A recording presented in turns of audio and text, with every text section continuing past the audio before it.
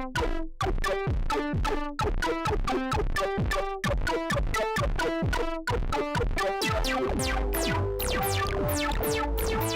me räägime uuest YouTube'i kanalist, mille pealkiri on Lilli ja soomustüdrukud. See on võrdõiguslikkuse kanal. Me hakkame seal rääkima legendaarsetest ja tugevatest naistest ja võrdõiguslikkusest.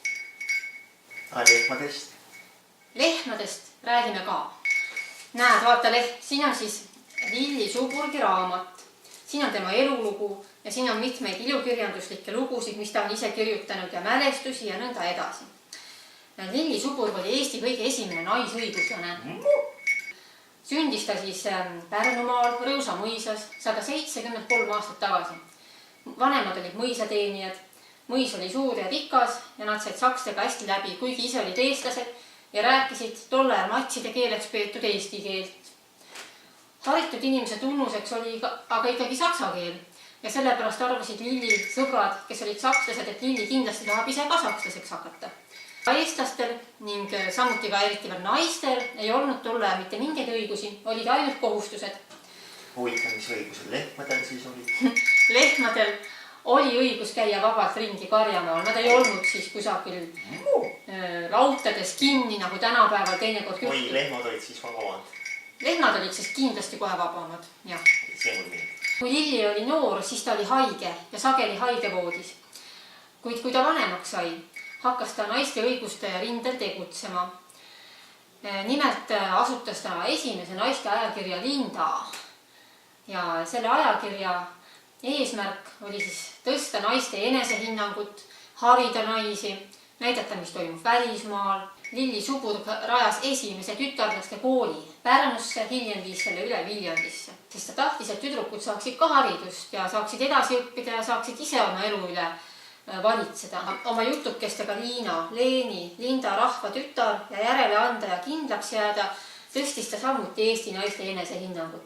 Need jutud olid eesti keeles kirjutatud, Eesti naine sai seda lugeda ja hakkas mõtlema, et võib-olla abiellumine ja laste sünnitamine ei ole see ainuke tee. Et võib-olla on Eesti naisel siiski veel mingeid võimalusi eneserealisatsiooniks, eks ole. Lehmad tahavad ju ka muud teha, nad ei taha ju kogu aeg ainult lilli süüa. Jah, mälumine on ka väga, mäletsemine on väga tähtis töö. Muidugi mäletsemine võtab lehma vabast ajast üldse kokku 10 tundi muide. No aga mis sa arvad, kuidas saab tüdruku soomused olla? Mina küll ei oska. Raamatu autor on Leida Kibuvits. Miks just soomustüdruk? Soomus tähendab esiteks nagu kalasoomust, sellist plaadikestest koosnevat siukest katet. Ja teiseks, tüdruk on siis kala. Teine tähendus soomusel on, et see on nagu tankisoomus või selline kõva selline nagu kas rauast või mingist kõvast asjast nagu mingi pealiskatte selleks, et ei saaks haiget teha. Ei saaks katki teha.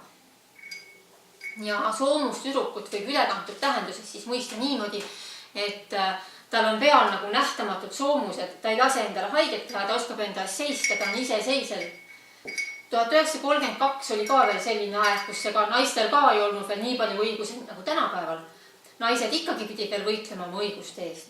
Ega see pole kergelt tulnud. See on autobiograafiline romaan. Leida Kibuvits on selle natuke iseenda elu järgi kirjutanud. Soomustüdruk on siis pärit vaesest perest, sünnib siin Tartu lähedal maal. Tema isa on selline mässumeelne, revolutsiooniline, tahab, et ei oleks enam rikkaid ja vaeseid, vaid kõik inimesed oleksid võrdsed. Ja lehmad ka loomulikult. Ja see isa tahab talle nimeks panna revoluutsia. Ema ütleb uih ja nimeks pannakse Loona. Aga see Loona kasvas selliseks... Kas sina ka teeb?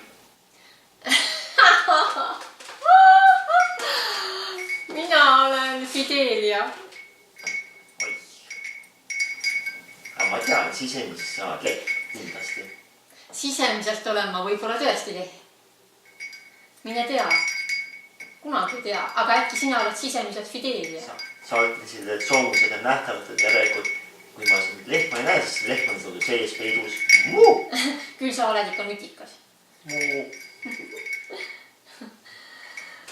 Loona oli selline väga tugev ja julge tüdruk. Kui ta näiteks ühelt suurelt koerat ükskord hammustada sai, siis ta üldse ei nutnud.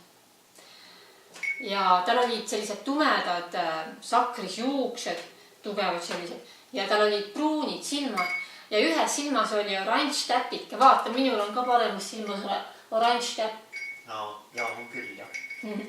Ja siis, kui see loona vihastas, siis see täpp muutus roheliseks. Vihastama pidi ta palju, sest loona oli vaene, aga rikkad ei sallinud vaeseid. Siis soomustüdrukud ja lillisuburg. Ja kangelaslikud ja võimsad naised. Mis sina sellest arvad?